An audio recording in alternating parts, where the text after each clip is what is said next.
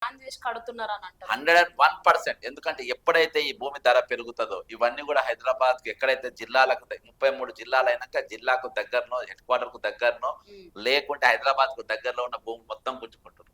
ఎందుకు గుంజుకుంటారు అంటే ఈ భూములతోనే ఒకసారి ఈ భూములు 2 కోట్లు 3 కోట్లు అయితే వీళ్ళు కోటీశ్వరుడు అవుతారు. వీళ్ళు కోటీశ్వరు అయితే నా మాటినారు. మొన్న ఒక యాక్సిడెంట్ అయింది, బస్సు యాక్సిడెంట్. ఏమన్నాడు విశ్వేశ్వరరెడ్డి, డొక్కు రోడ్లు ఉన్న రోజులే యాక్సిడెంట్ కాలే, మంచి రోడ్లు చేసిన యాక్సిడెంట్లు అవుతున్నాయి. అంటే ఏందన్నట్టు అంటే నీవు ఈ రోడ్డు మీద వాళ్ళు ఎత్తేసుకుని దిగేసి వాళ్ళ జీపులలో హైదరాబాద్ దాకా వచ్చేటోళ్ళు, వాళ్ళ పిల్లలు చదువుకునేటోళ్ళు, వీళ్ళు చదివేందుకు వీలు లేదు. అప్పుడు రోడ్లు వేయకపోవడానికి కారణం అదే, ఈ ఫ్యూడలిస్టు. హైదరాబాద్ పోవద్దు, నగరాలకు పోవద్దు, టౌన్ లో పోవద్దు, వీళ్ళు చదువుకోవద్దు, వీళ్ళు ఊళ్ళోనే ఉండాలి. ఊర్లో ఉన్న వాళ్ళు రోడ్లు అవి మంచిగా ఉంటే హైదరాబాద్ లోకి వెళ్తారు, చదువుకుంటారని రోడ్లు వేయలేదు. సేమ్ అదే పద్ధతి. అలా ఫ్యూడల్ పద్ధతి ఏంటంటే ఈ వైట్ కాలర్ రోక్స్ వీళ్ళు ఏం ఆలోచిస్తారంటే ఈ ఎస్సీ ఎస్టీ బీసీల భూములు రేట్లు పెరగద్దు, వీళ్ళ భూముల రేట్లు పెరిగిన రోజు వీళ్ళ జేబులు డబ్బులు వస్తాయి, వీళ్ళ జేబు డబ్బులు వచ్చిన రోజు ప్రశ్నించడం మొదలు పెడతారు, రాజకీయం మొదలు పెడతారు. వాళ్ళ భూమి గుంజుకో, ప్రభుత్వం మార్కెట్ రేట్ ₹1,00,000 మేము 6 లక్షలే ఇస్తాం, మేము 10 లక్షలే ఇస్తాం, మేము మీకు ఇవాళ దాకా ఒక్క దగ్గర కూడా ఒక ఫ్యాక్టరీ కట్టాలి.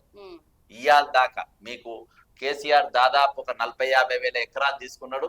ఎన్ని కంపెనీలు కట్టినా ఎన్ని ఫ్యాక్టరీలు కట్టారు చూపియండి మీరు.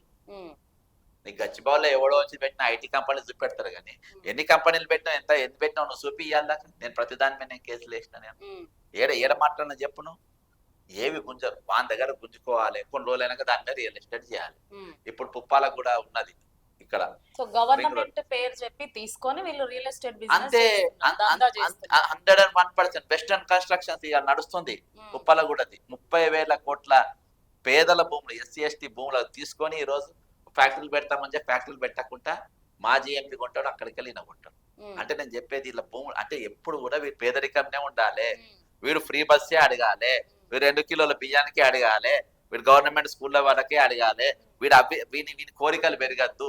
77 ఏళ్ల స్వాతంత్రం ఇయాడికి నువ్వు అక్కడనే ఉండాలని కోరుకుంటున్నావు. నా పథకాలు పెంచుతున్నావు, నా పథకాల పైసలు పెంచుతున్నావు, కానీ నువ్వు నా సంపాదన పెంచుతలేవు, నా గిట్టుబాటు ధర పెంచుతలేవు. అంటే కుట్ర ఏడదాగా ఉన్నది. దాని మీద అడగకపోవడం మన తప్ప కాదా? ఇవాళ అడిగే కమ్యూనిస్టు కాన రాకుండా పోయారు. మేధావులు అనేది పాలకుల సంకలది వచ్చారు. ఈరోజు ప్రశ్నించేటోళ్ళు అడిగేటోళ్ళు ఎవరున్నారు ఈరోజు?